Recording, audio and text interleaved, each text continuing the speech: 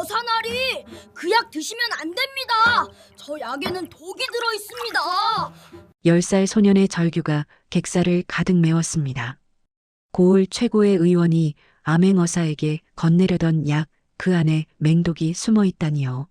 하지만 이 아이는 어떻게 냄새만으로 죽음의 음모를 꿰뚫어 본 걸까요? 눈보라치던 강가에서 목숨 하나 건지지 못할 처지로 버려졌던 갓난아기가 조선 팔도를 뒤흔들 향기 치료사가 되기까지. 안녕하세요. 오늘도 좋은 하루 보내시길 바랍니다. 잠시 마음을 내려놓고 옛 이야기 한 자락에 귀 기울여 보세요. 이야기가 마음에 닿는다면 구독과 좋아요로 함께 해주시면 힘이 됩니다. 그럼 지금부터 조선의 야담을 들려드리겠습니다. 에휴, 사람 팔자 시간 문제라지만 이 여인만큼 고달픈 이가 또 있을까요? 때는 조선 효종 시절 강원도 깊은 산골의 이야기입니다. 38살 과부 설아는 지금 강가를 향해 터벅터벅 걸어가고 있었습니다. 발걸음 하나하나가 납덩이처럼 무겁게 느껴졌어요. 눈보라는 사정없이 몰아쳤고 그녀의 허름한 적삼은 진작에 눈물처럼 젖어버렸죠. 입술은 파랗게 질려 있었고 숨을 쉴 때마다 하얀 입김이 공허하게 흩어졌습니다. 오늘이 바로 남편의 기일이었어요. 3년 전 오늘 남편은 산에서 나무를 하다가 떨어진 바위에 깔려 그 자리에서 숨을 거뒀습니다. 시집 온 지 겨우 1년 만의 일이었죠. 그때 설아는 25이었어요.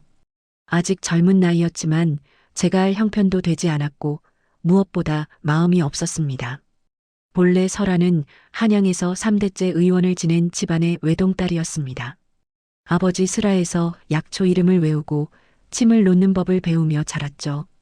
그런데 18살 되던 해 청천벽력 같은 일이 벌어졌어요. 아버지의 제자 중 한 명이 역모를 꾀한다는 무고에 연루되면서 가문 전체가 풍비박산이 났습니다. 아버지는 국문을 받던 중 옥사하셨고 어머니는 그 충격으로 한 달을 못 넘기고 세상을 떠나셨어요. 재산은 모두 몰수되었고 설아는 먼 친척의 도움으로 겨우 목숨만 부지할 수 있었습니다. 그 친척이 강원도 산골에 사는 나무꾼 총각과 중매를 섰고 설아는 다른 선택의 여지도 없이 시집을 갔죠. 남편은 말수는 적었지만 착한 사람이었어요. 그런데 그마저도 1년 만에 잃었습니다. 그 뒤로 설아는 산속 오두막에서 혼자 살았어요. 나무를 캐고 약초를 뜯어 장에 내다 팔며 하루하루를 연명했습니다. 아버지께 배운 의술 지식이 있었지만 함부로 드러낼 수 없었어요. 역적의 딸이라는 낙인이 찍혀 있었고 혹여 소문이 나면 또다시 재앙이 닥칠까 두려웠죠. 오늘 아침 설아는 뒤줄을 열어봤습니다. 텅 비어 있었어요. 보리쌀 한 톨, 좁쌀 한 줌 남아있지 않았습니다. 남편의 기일상에 올릴 술 한 잔도 장만할 수 없었죠. 손에 쥔 돈이라곤 엽전 새니뿐이었어요. 이걸로 뭘 할 수 있겠습니까? 설아는 그 순간 모든 것이 허무하게 느껴졌습니다. 아버지도 어머니도 남편도 모두 떠나고 이 세상에 혼자 남았는데 대체 무엇 때문에 이렇게 힘겹게 살아야 하는 걸까요? 가슴속에서 서늘한 결심이 차오르기 시작했어요. 여기서 이렇게 굶어 죽느니 차라리. 설아는 먼 산을 바라봤습니다. 눈보라 너머로 희미하게 보이는 강줄기가 눈에 들어왔어요. 그곳에 가면 모든 게 끝날 것 같았습니다. 고통도 외로움도 배고픔도. 설아는 비틀거리며 집을 나섰습니다. 눈발은 점점 더 거세졌어요. 하늘이 온통 백색으로 뒤덮여 앞이 제대로 보이지 않았습니다. 바람은 귓전을 때리며 울부짖었고 발밑의 눈은 무릎까지 푹푹 빠졌죠. 얼마나 걸었을까요? 손발의 감각이 점점 사라지기 시작했어요. 드디어 강가에 도착했습니다. 강물은 거세게 흐르고 있었어요. 아직 완전히 얼어붙지 않은 물살이 검푸르게 소용돌이치고 있었습니다. 설아는 멍하니 그 물을 내려다봤어요. 심장이 쿵쿵 뛰었지만 발은 이미 강둑 끝에 서 있었습니다. 아버지, 어머니, 그리고 여보. 곧 뵙겠습니다. 설아가 눈을 감았습니다. 그때였어요. 툭! 뭔가 나뭇가지에 걸린 듯한 소리가 들렸습니다. 설아는 반사적으로 고개를 돌렸어요. 강 상류에서 무언가가 떠내려오고 있었습니다. 갯버들 가지 사이에 걸려있는 검은색 물체였죠. 처음에는 떠내려온 짐짝인 줄 알았어요. 그런데 자세히 보니 목함이었습니다. 나무로 만든 작은 상자였어요. 누군가가 정성껏 짠 것 같았지만 이미 여기저기 금이 가 있었고 물에 젖어 칠칠치 못한 상태였습니다. 설아는 이상한 끌림을 느꼈습니다. 죽으려던 순간이었는데 갑자기 그 목함이 눈에서 떠나지 않았어요. 혹시 안에 뭔가 있는 건 아닐까? 혹시 누군가 버린 귀한 물건이 들어있는 건 아닐까? 설아는 허겁지겁 강둑을 내려갔습니다. 눈에 미끄러져 두어 번 넘어졌지만 개의치 않았어요. 물가로 다가가 갯버들 가지를 붙잡고 목함을 끌어당겼습니다. 차가운 물이 손등을 적셨지만 포기할 수 없었죠. 겨우 목함을 건져 올렸습니다. 생각보다 무거웠어요. 설아는 떨리는 손으로 뚜껑을 열었습니다.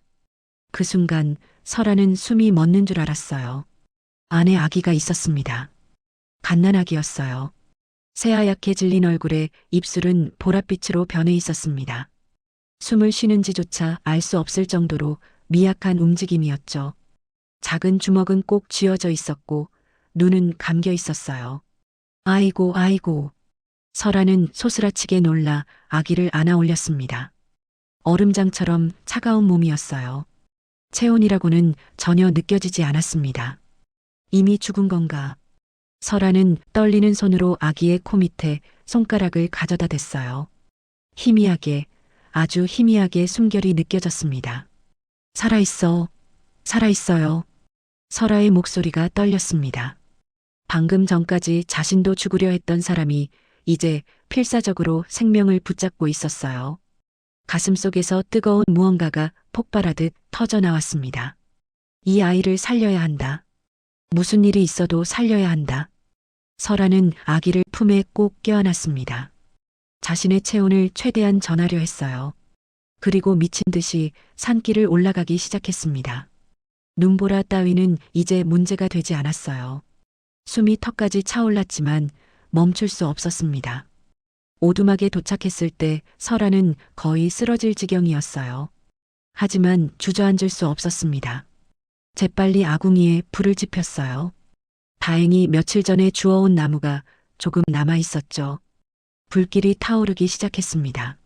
설아는 아기의 젖은 옷을 벗겼습니다.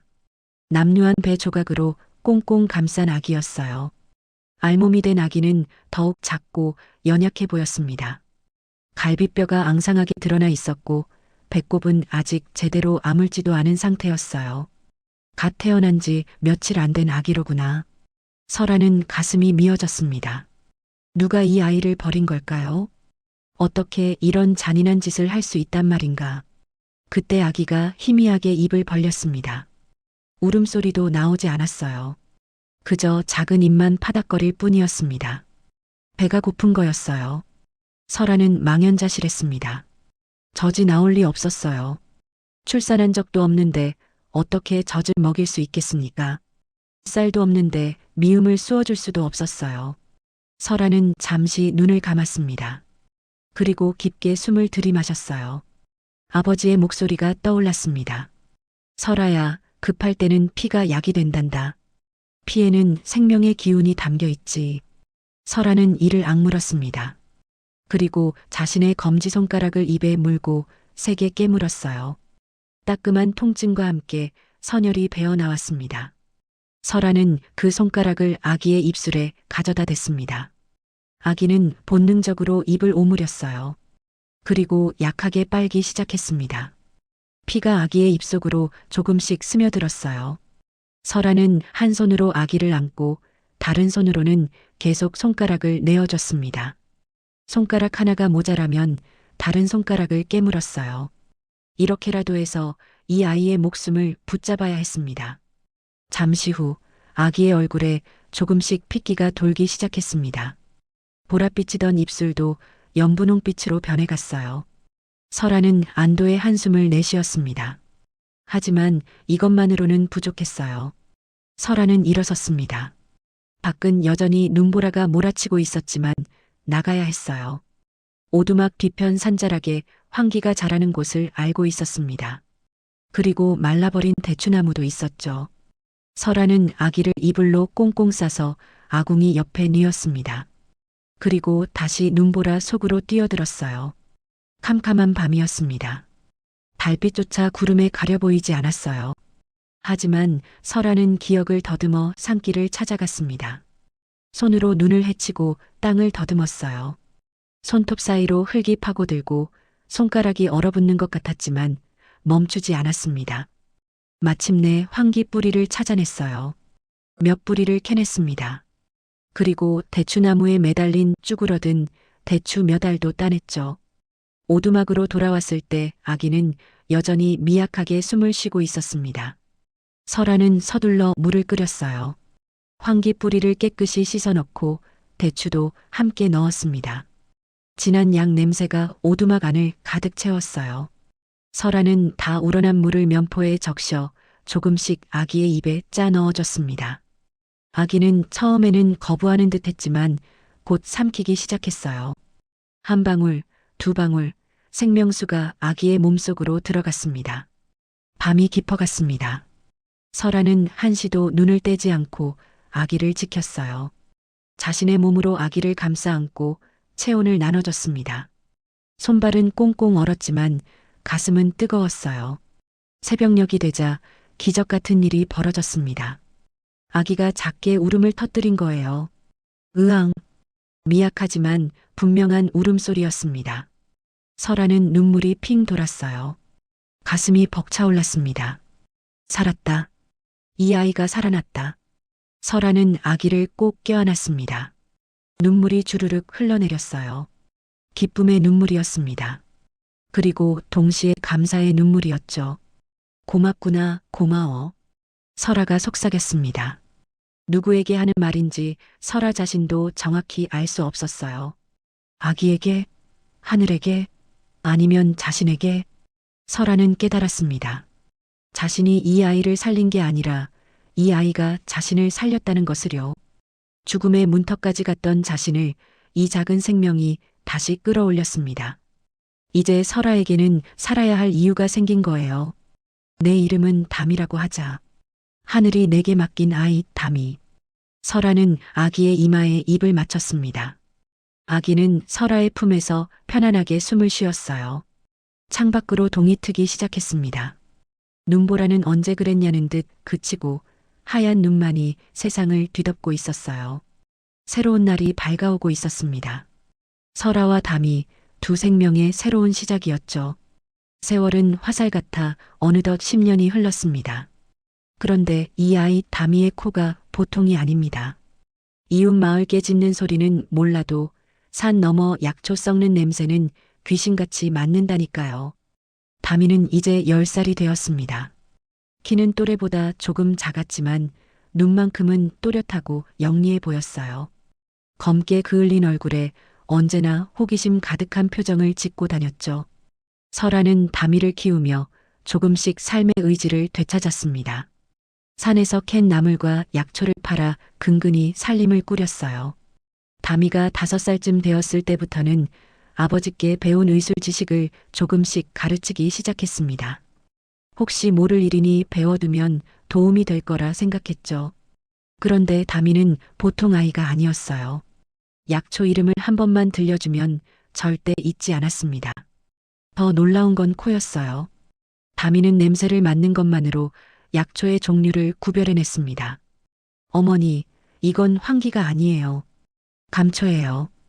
7살 담이가 설아가 캐온 뿌리를 냄새 맡으며 말했습니다. 설아는 깜짝 놀랐어요. 겉모습만 봐서는 구별하기 어려운 것들이었는데 담이는 코만 대면 단번에 알아챘습니다. 어떻게 알았니? 달콤한 냄새가 나요. 황기는 흙 냄새가 더 강한데 이건 단내가 나요.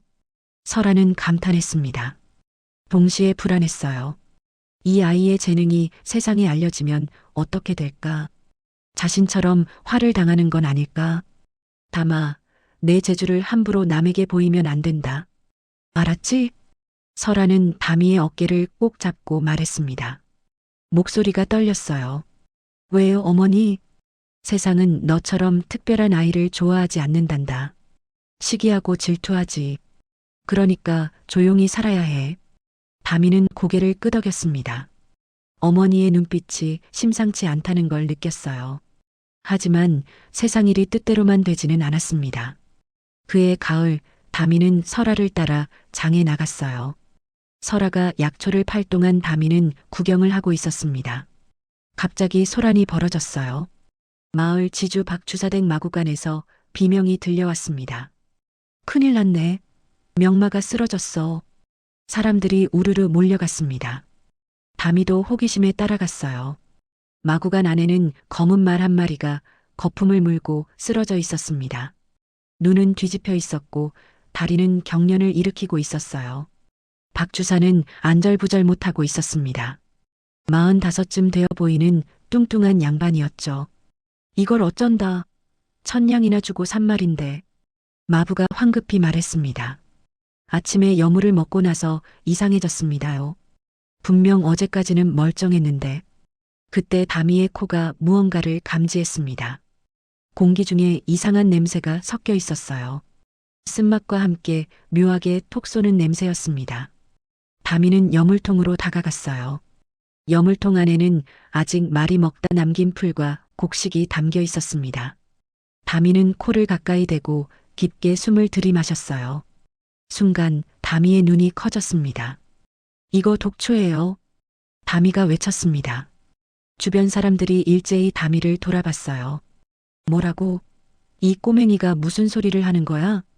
박주사가 인상을 찌푸리며 말했습니다.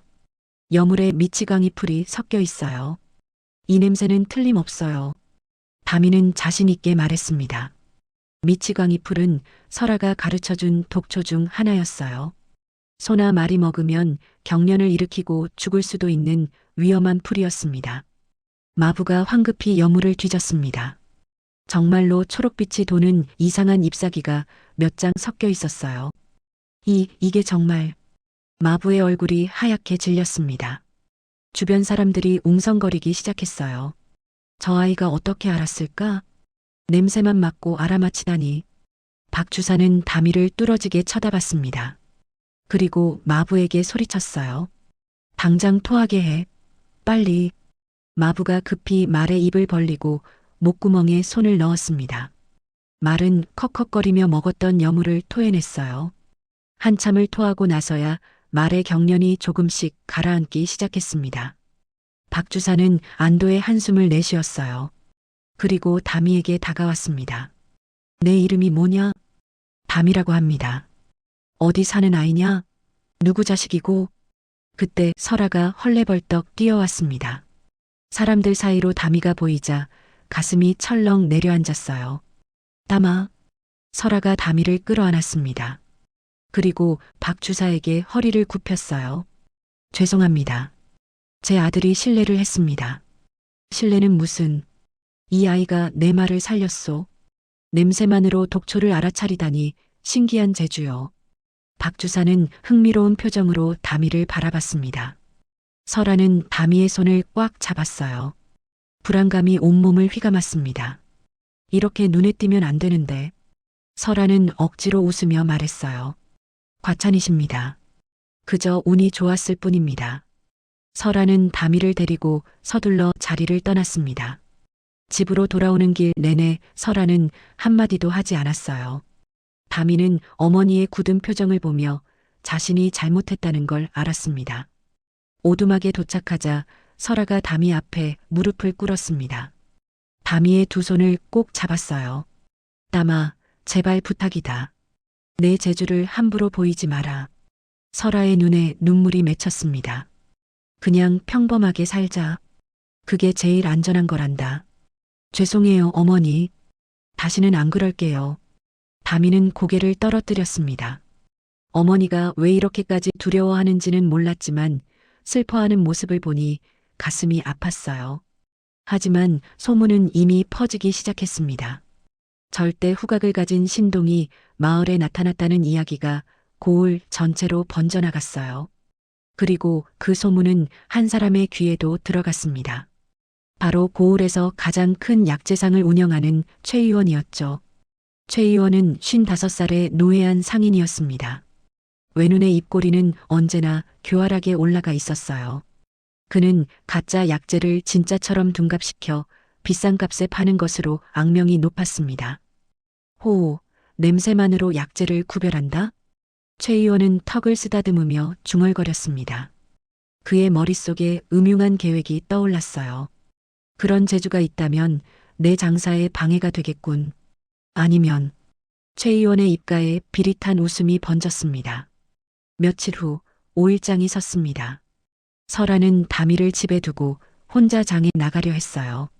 하지만 다미가 졸라서 결국 함께 가게 되었습니다.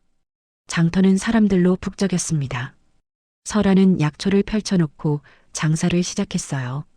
다미는 어머니 옆에 얌전히 앉아 있었습니다. 그때 장터 저편에서 요란한 소리가 들렸습니다. 여기 귀한 약재가 있소. 천년 묵은 성룡고요. 이걸 먹으면 온갖 병이 낫는다오. 최 의원이었습니다.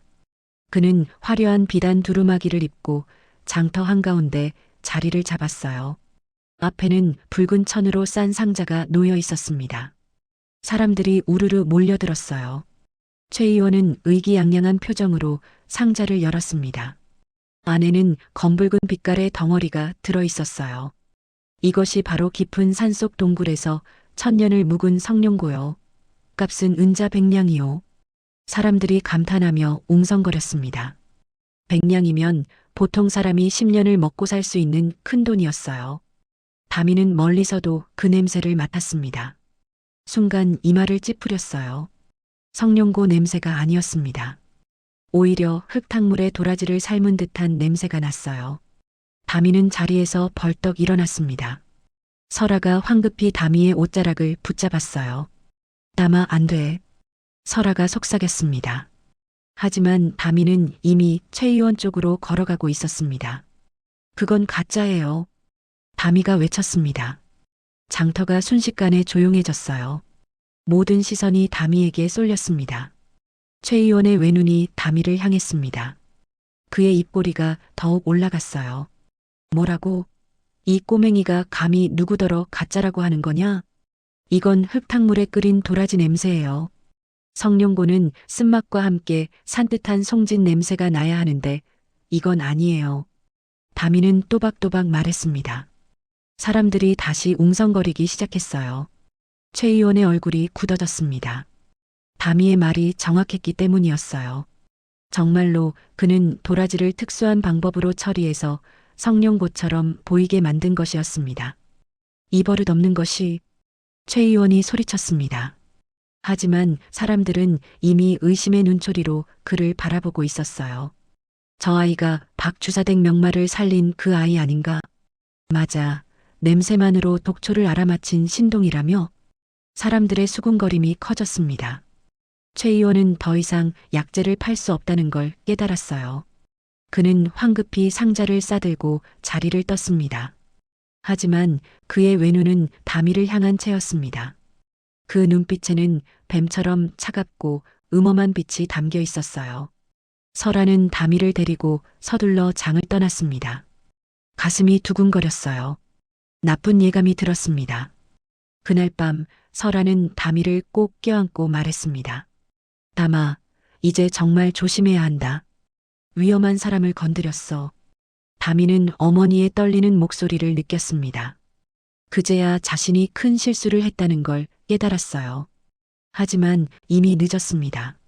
최 의원의 원한을 산 것이었죠.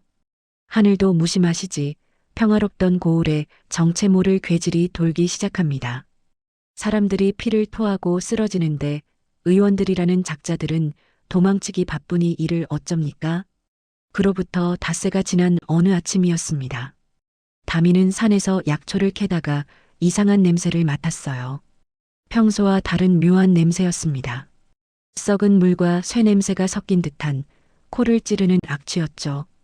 어머니, 마을 쪽에서 이상한 냄새가 나요. 다미가 오두막으로 돌아와 말했습니다. 설아는 빨래를 하다 말고 고개를 들었어요. 무슨 냄새인데? 잘 모르겠어요. 그런데 기분이 안 좋은 냄새예요. 설아는 다미의 말을 가볍게 여기지 않았습니다. 다미의 코는 언제나 정확했으니까요. 불안한 마음에 설아는 그날 오후 마을로 내려갔습니다. 마을은 이미 아수라장이 되어 있었어요.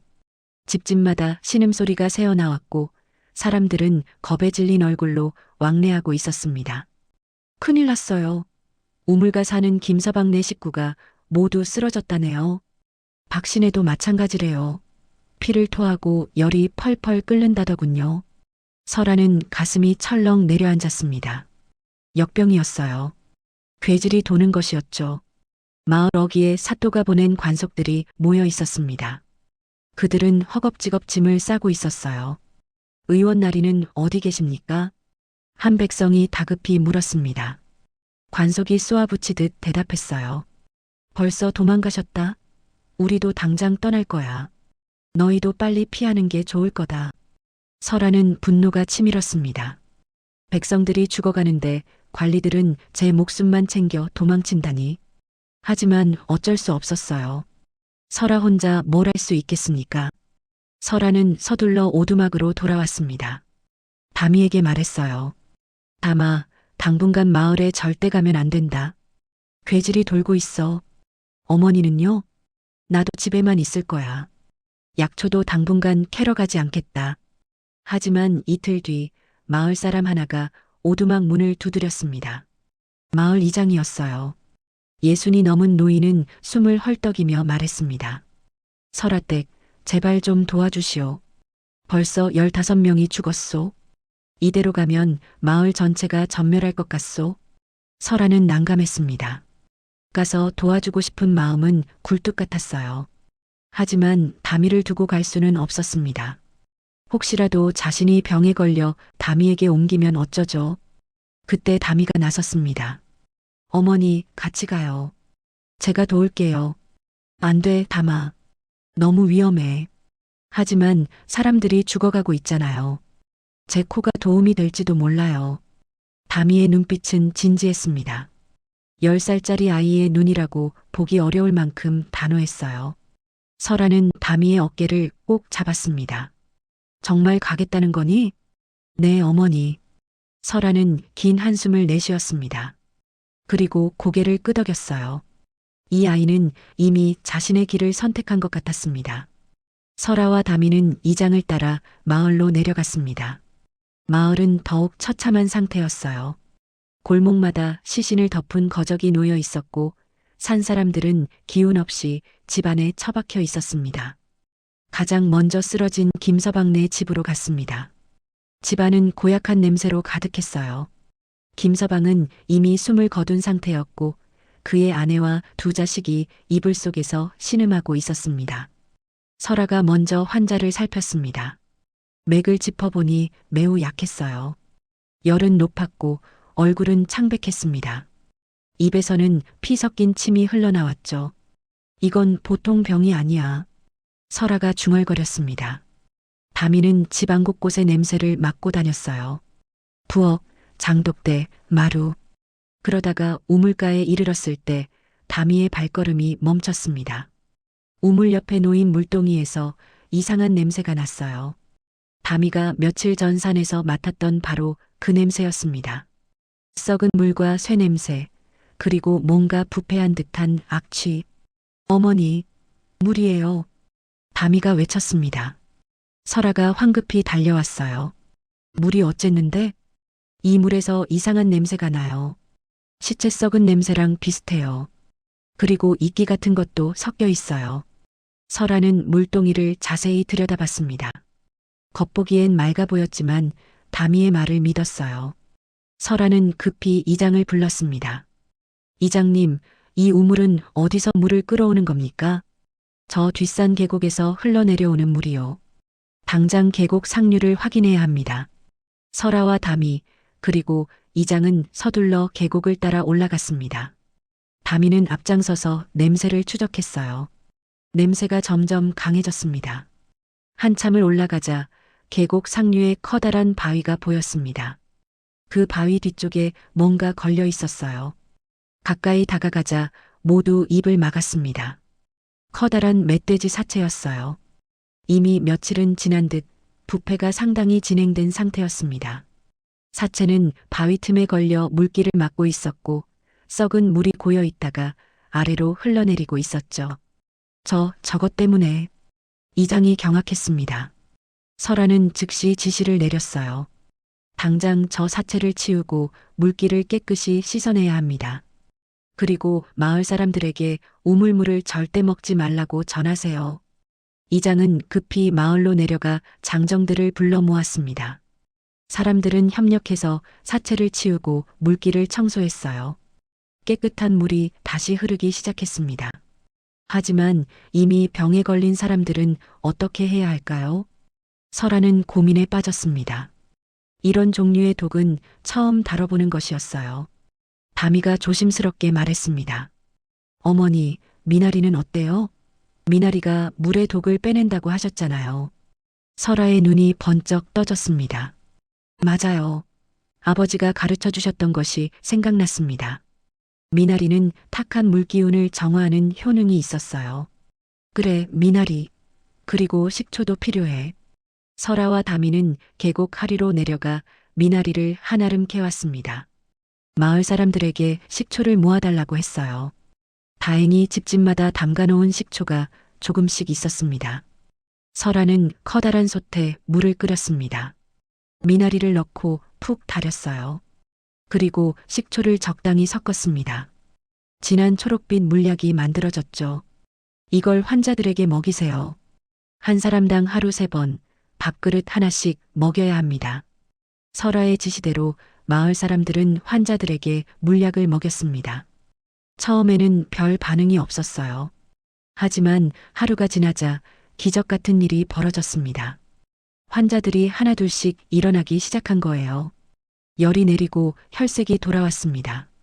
피를 토하던 사람들도 점차 안정을 찾았어요. 사흘 뒤 새로 병에 걸리는 사람도 없어졌고 기존 환자들도 거의 회복되었습니다. 마을에 생기가 돌아오기 시작했어요. 마을 사람들은 설아와 다미 앞에 줄지어 절을 올렸습니다.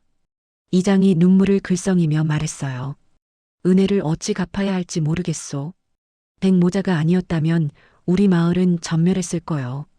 설아는 손사래를 쳤습니다. 하지만 마음 한편으로는 뿌듯했어요.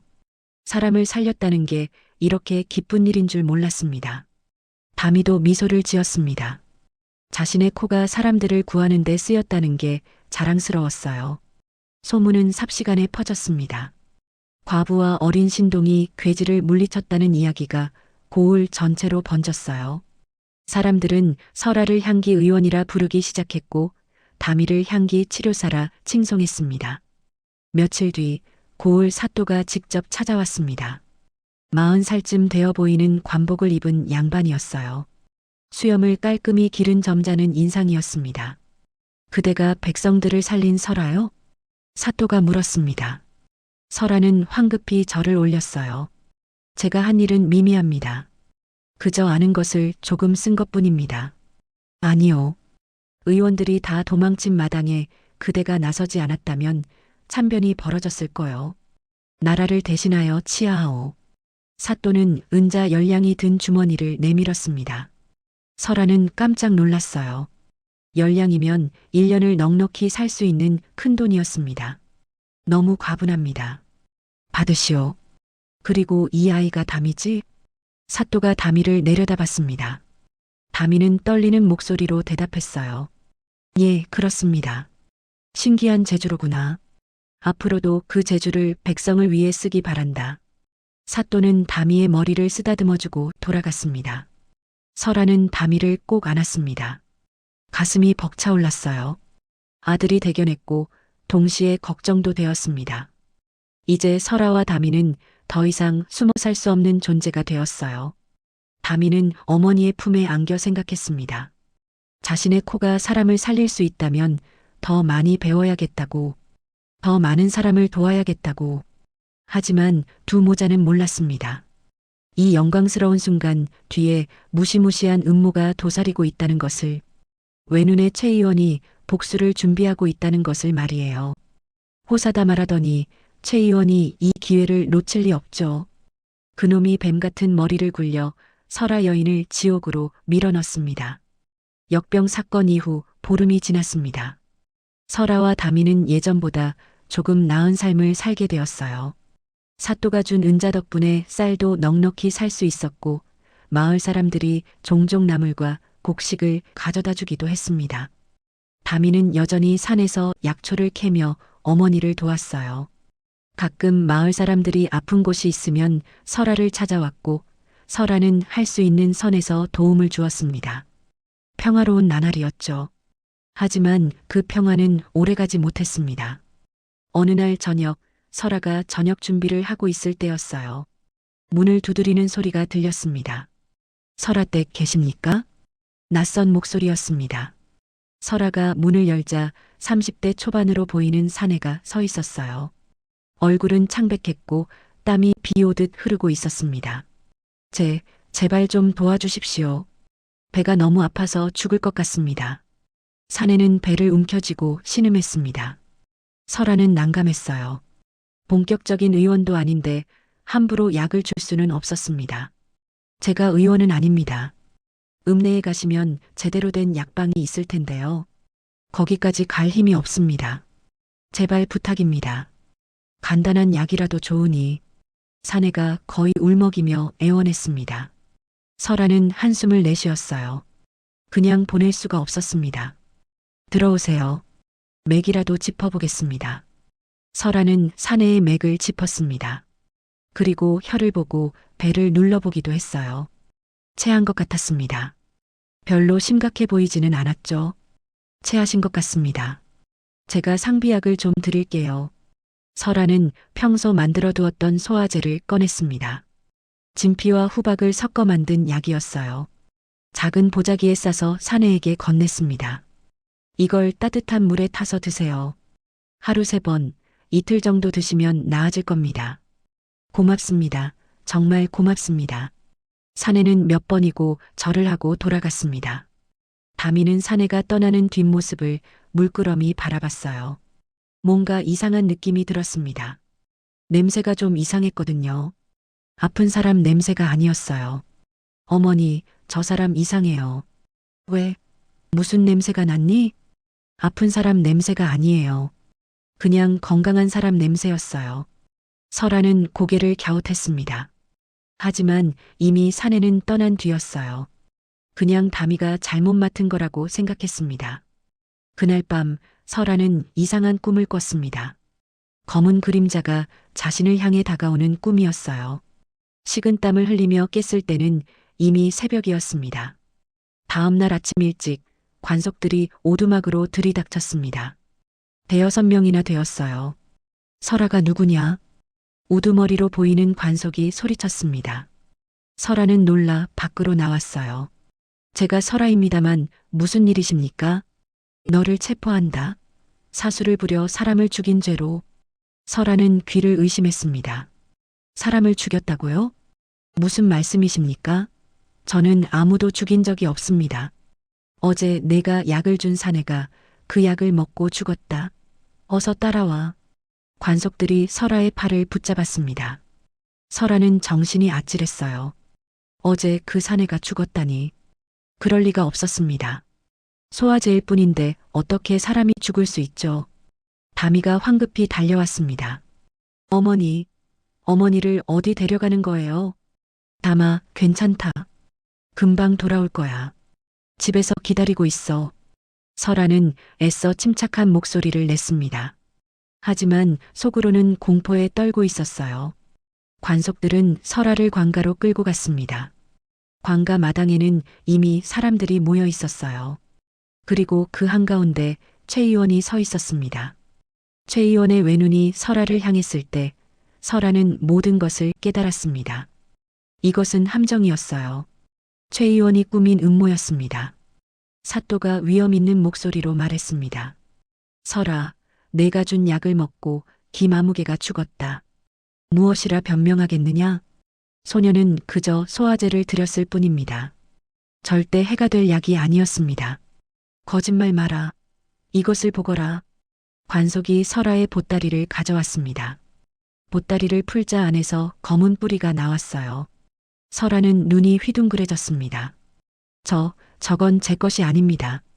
내 보따리에서 나온 것이 내 것이 아니라니 무슨 소리냐? 최 의원이 비웃듯 말했습니다.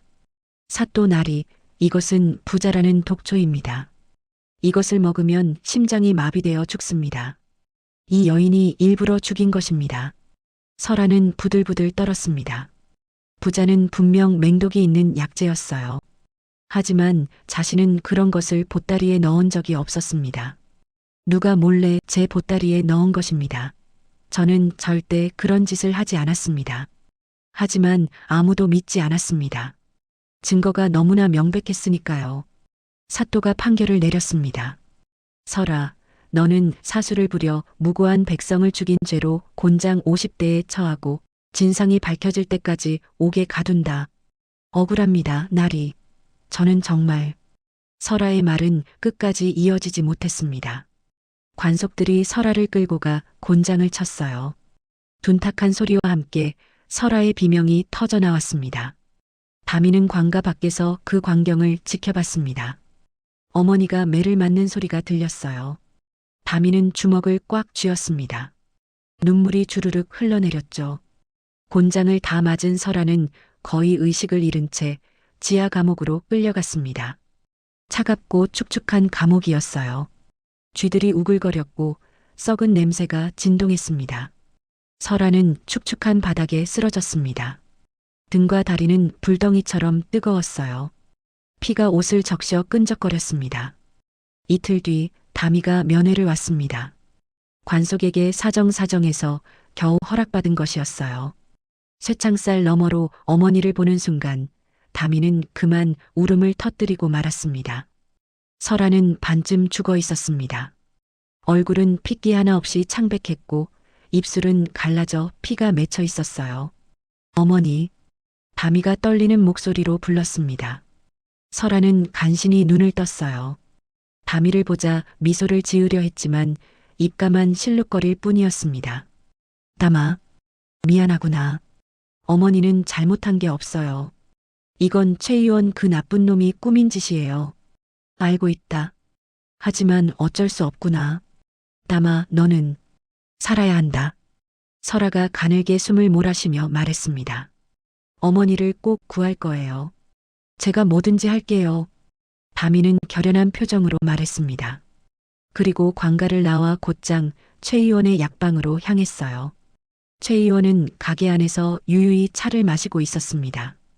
다미가 들어서자 외눈을 가늘게 뜨며 웃었어요. 오, 이게 누구냐? 향기 치료사 다미 아닌가? 다미는 최 의원 앞에 무릎을 꿇었습니다. 이를 악물고 머리를 조아렸어요. 제발 부탁입니다. 어머니를 살려주세요. 내가 왜 그래야 하지? 제가 뭐든 할게요. 뭐든 시키는 대로 할게요. 최 의원의 입꼬리가 더욱 올라갔습니다. 기다리던 말이었어요. 좋아. 그럼 이 문서에 도장을 찍어라. 최 의원이 종이 한 장을 내밀었습니다. 노비 문서였어요. 다미가 최 의원의 종으로 평생 살겠다는 내용이었습니다. 다미는 떨리는 손으로 문서를 받아들었습니다. 글자가 흐릿하게 보였어요. 눈물 때문이었습니다. 다미는 도장을 찍었습니다. 선명한 붉은 도장이 문서에 박혔어요. 그 순간 다미의 운명이 바뀌었습니다. 잘했다. 이제부터 너는 내 종이다. 내 코를 이용해 내 장사를 도울 것이다. 최 의원이 만족스럽게 웃었습니다. 그럼 어머니는요? 걱정 마라. 내가 사또에게 잘 말해두겠다. 내 어미가 죽지는 않을 것이다. 다미는 고개를 숙였습니다. 온몸에 힘이 빠져나가는 것 같았어요. 하지만 어쩔 수 없었습니다. 어머니를 살리기 위해서라면 무엇이든 할 수 있었으니까요. 그날 밤 감옥의 설아에게 소식이 전해졌습니다. 다미가 최 의원의 종이 되었다는 소식이었어요. 설아는 쇠창살을 붙잡고 오열했습니다. 목이 터져라 울었어요. 자신 때문에 아들이 노예가 되다니. 차라리 자신이 죽는 게 나았습니다. 다마, 미안하다. 어미가 미안하다. 설아의 울음소리가 어두운 감옥에 메아리 쳤습니다. 다미는 오두막에 홀로 앉아 있었습니다. 창밖으로 보름달이 떠올랐어요. 밝고 둥근 달이었지만 다미의 마음은 칠흑같이 어두웠습니다. 다미는 주먹을 꽉 쥐었습니다. 이빨을 갈며 맹세했어요. 언젠가 이 억울함을 꼭 풀 거야. 최 의원, 두고 봐. 반드시 어머니를 구하고 내 죄를 밝혀낼 거야. 작은 몸에서 뿜어져 나오는 결기였습니다. 10살 소년의 눈빛에는 복수의 불꽃이 타오르고 있었어요. 자, 이제 마지막 대목입니다. 막힌 가슴 뻥 뚫어드릴 준비 되셨습니까? 고을에 암행어사가 떴는데 이 어사 나리 상태가 심상치 않아요. 다미가 최 의원의 종이 된 지 닷새가 지났습니다. 다미는 매일 아침 일찍 일어나 약방 청소를 하고 약재를 정리하고 손님들의 심부름을 했어요. 밤늦게까지 일했지만 최 의원은 쉴 틈을 주지 않았습니다. 다미의 손은 거칠어졌고 얼굴은 수척해졌어요. 하지만 눈빛만큼은 여전히 또렷했습니다. 다미는 포기하지 않았어요. 언젠가 기회가 올 거라고 믿었습니다. 그날도 다미는 약방에서 약재를 분류하고 있었습니다. 최 의원은 안방에서 장부를 정리하고 있었어요. 그때 급한 발소리와 함께 관속 하나가 뛰어들어왔습니다. 최 의원, 큰일입니다. 무슨 일이요? 최 의원이 인상을 찌푸리며 물었습니다. 암행어사가 고을에 들어왔습니다. 그런데 어사나리께서 갑자기 쓰러지셨습니다. 최 의원의 외눈이 번쩍 떠졌습니다. 암행어사라니. 이건 절호의 기회였어요. 어사를 살리면 엄청난 출세를 할 수 있었습니다. 당장 가보겠소. 최 의원은 황급히 약상자를 챙겼습니다. 다미도 따라오라는 손짓을 했어요. 다미는 마음이 복잡했습니다. 어사가 왔다는 건 혹시 모를 기회일 수도 있었어요.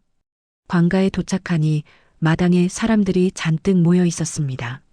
사또도 안절부절 못하며 서성이고 있었어요. 객사 안에서는 신음소리가 새어나왔습니다. 최 의원이 객사로 들어갔고 다미도 뒤따라 들어갔어요. 침상에는 30 중반으로 보이는 양반이 누워 있었습니다. 이마에 식은땀이 송글송글 맺혀 있었고 얼굴은 창백했어요. 두 손으로 머리를 감싸쥐고 괴로워하고 있었습니다. 어사나리 소인이 이 고을 제1의 의원 최 의원입니다. 진맥을 해보겠습니다. 최 의원이 공손하게 말했습니다. 어사는 고통스러운 표정으로 고개를 끄덕였어요. 최 의원이 어사의 손목을 짚었습니다. 그리고는 혀를 보고 눈을 확인했어요. 한참을 살피더니 고개를 끄덕였습니다. 어사나리께서는 심한 두통과 어지럼증을 앓고 계십니다. 이는 화기가 머리로 치솟아 생긴 병입니다. 제가 강한 약을 처방하겠습니다. 최 의원은 약상자를 열고 약재를 꺼내기 시작했어요. 다미는 그 약재들의 냄새를 맡았습니다. 순간 온몸에 소름이 돋았어요. 그중 하나가 독약이었습니다.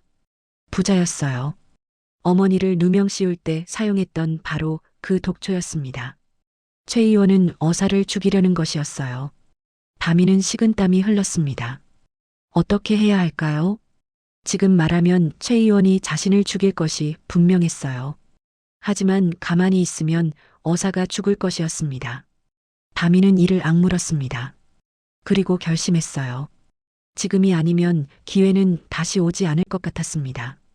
최 의원이 약재를 섞어 어사에게 건네려는 순간 다미가 앞으로 나섰습니다. 잠깐만요. 모든 사람이 다미를 돌아봤습니다. 최 의원의 얼굴이 굳어졌어요. 이놈이 감히 물러서지 못해. 어사나리, 그 약 드시면 안 됩니다. 다미가 큰 소리로 외쳤습니다. 객사 안이 술렁거렸어요. 어사가 눈을 가늘게 뜨고 다미를 바라봤습니다. 무슨 소리냐? 저 약에는 독이 들어 있습니다. 부자라는 맹독이 섞여 있어요. 사람들이 웅성거렸습니다. 최 의원은 발끈했어요. 이 버릇 없는 것이 부자는 정당한 약재다. 적당량을 쓰면 약이 되는 거야. 하지만 저 양은 너무 많아요. 어사나리의 병은 독기 때문인데 독으로 치료할 수는 없습니다. 다미가 또박또박 말했습니다. 어사가 흥미로운 표정으로 다미를 바라봤어요. 독기라니 무슨 말이냐? 어사나리께서 쓰시는 물건들에서 남 냄새가 납니다. 특히 저 은수저와 세수대야에서요. 다미가 침상 옆 탁자를 가리켰습니다. 거기에는 은으로 만든 수저와 노쇠대야가 놓여 있었어요. 납이라니? 어사가 눈썹을 치켜 올렸습니다. 네, 납은 오래 쓰면 머리가 아프고 어지러운 증상을 일으킵니다. 특히 어사나리께서 얼굴에 바르시는 분쇄수에 납 성분이 많이 섞여 있어요. 다미는 탁자 위에 작은 분통을 가리켰습니다. 하얀 가루가 담긴 화장품이었어요. 어사는 깜짝 놀랐습니다. 실제로 두어 달 전부터 새로 산 분쇄수를 써왔는데 그때부터 두통이 시작된 것이었어요. 정말 그런 것이냐? 제 코는 거짓말을 하지 않습니다. 어사나리, 제발 제 말을 믿어주십시오. 다미의 눈빛은 간절했습니다. 어사는 한참 다미를 바라보다가 최 의원을 돌아봤어요. 최 의원, 이 아이의 말이 사실이냐? 최 의원은 식은땀을 흘렸습니다. 아, 아닙니다. 이 아이는 제 종인데 정신이 온전치 못합니다. 헛소리를 하는 것입니다. 그렇다면 내가 먼저 이 약을 마셔보거라. 어사가 차갑게 말했습니다. 최 의원의 얼굴이 새하얗게 질렸어요. 그것이 마시지 못하겠느냐? 그렇다면 이 아이의 말이 진실이로구나. 어사는 일어나 앉았습니다. 고통스러운 표정이었지만 눈빛만큼은 날카로웠어요. 사또. 예. 어사나리. 당장 이자를 조사하라. 그리고 이 아이가 말한 분쇄수를 한양의 전이감에 보내 성분을 확인하라. 즉시 그리하겠습니다. 최 의원은 관속들에게 붙잡혔습니다. 비명을 지르며 발버둥 쳤지만 소용없었어요. 억울합니다, 나리. 저는 아무 잘못이 없습니다. 입 닥쳐라. 어사가 호통을 쳤습니다. 그리고 다미를 불렀어요. 이리 오너라, 아이야. 다미가 조심스럽게 다가갔습니다. 어사는 부드러운 눈빛으로 다미를 바라봤어요. 내 이름이 무엇이냐? 다미라고 합니다. 신기한 재주로구나. 어떻게 냄새만으로 독을 알아낼 수 있느냐? 하늘이 주신 능력입니다. 어사는 감탄하며 고개를 끄덕였습니다. 내 덕분에 목숨을 건졌구나. 무엇을 원하느냐? 다미는 눈물이 핑 돌았습니다. 드디어 기회가 온 것이었어요. 제 어머니를 구해 주십시오. 어머니는 억울한 누명을 쓰고 옥에 갇혀 있습니다. 모두 저 최 의원이 꾸민 일입니다. 다미는 그동안의 일을 모두 털어놨습니다. 가짜 환자 사건, 보따리에 몰래 심어진 부자, 노비 문서까지. 어사는 점점 굳어지는 얼굴로 이야기를 들었어요. 다 듣고 나자 벌떡 일어났습니다. 이런 천하의 악당이. 당장 최 의원의 집을 수색하라. 관속들이 최 의원의 약방과 집을 샅샅이 뒤졌습니다. 곧 증거들이 쏟아져 나왔어요. 가짜 약재를 만드는 도구들, 비리 장부, 그리고 사람들을 협박한 기록까지. 결정적으로 최 의원의 신복 하나가 자백했습니다. 자신이 가짜 환자 역할을 했고 설아의 보따리에 독초를 몰래 넣었다고요. 진실이 밝혀지자 고울이 뒤집어졌습니다. 사람들은 분노했고 사또는 얼굴이 사색이 되었어요. 어사는 즉시 판결을 내렸습니다. 최 의원은 무고한 백성을 모함하고 불량 약재로 폭리를 취한 죄로 전 재산을 몰수하고 변방으로 유배 보낸다. 최 의원은 비명을 지르며 끌려갔습니다. 그 모습을 보며 다미는 가슴이 뻥 뚫리는 것 같았어요. 그리고 설아를 즉시 석방하라. 감옥문이 열렸습니다. 설아는 비틀거리며 나왔어요. 햇빛을 본 지 오래되어 눈이 부셨습니다. 어머니. 다미가 달려가 설아를 껴안았습니다. 설아도 다미를 꼭 안았어요. 두 모자는 한참을 그렇게 울었습니다. 어사는 미소를 지으며 두 사람을 바라봤습니다. 다미, 내 재주를 한양에서 제대로 배우는 게 어떻겠느냐? 내가 전이감에 추천하겠다. 다미는 어머니를 올려다봤습니다. 설아는 눈물을 닦으며 고개를 끄덕였어요. 가거라, 담아. 내 재주를 세상을 위해 쓰렴. 그로부터 8년이 흘렀습니다. 다미는 이제 18이 되었어요. 전이감 수석 의관이 되어 임금님의 건강을 돌보는 막중한 책임을 맡게 되었습니다. 봄날의 어느 오후 화려한 가마 행렬이 강원도 산골 마을로 들어왔습니다. 마을 사람들이 모두 나와 구경했어요. 가마에서 내린 사람은 늠름한 청년이었습니다. 비단 관복을 입고 허리에는 옥으로 만든 패물을 차고 있었어요. 바로 담이었습니다. 담이는 오두막으로 걸어갔습니다. 문이 열리고 설아가 나왔어요. 이제 46이 된 설아는 여전히 꼿꼿한 자세로 서 있었습니다. 어머니, 담이가 무릎을 꿇고 절을 올렸습니다. 일어나거라, 담아. 설아가 담이를 일으켰습니다. 담이는 어머니의 손을 잡았어요. 이제 한양으로 가시죠. 제가 큰 집을 마련했습니다. 궁궐에서도 어머니께 정경부인 품계를 내리셨어요. 설아의 눈에 눈물이 맺혔습니다. 역적의 딸로 천대받고 과부로 살며 억울한 누명까지 썼던 인생이었어요. 하지만 이제는 정경부인이 되었습니다. 마을 사람들이 박수를 쳤습니다. 환호성이 터져 나왔어요. 설아는 마을을 둘러봤습니다. 자신을 살게 해준 이곳이었죠. 담아, 눈보라치던 그날 강가에서 너를 발견한 게 내 인생 최고의 축복이었단다. 저도요, 어머니. 어머니가 아니었다면 저는 이 세상에 없었을 거예요.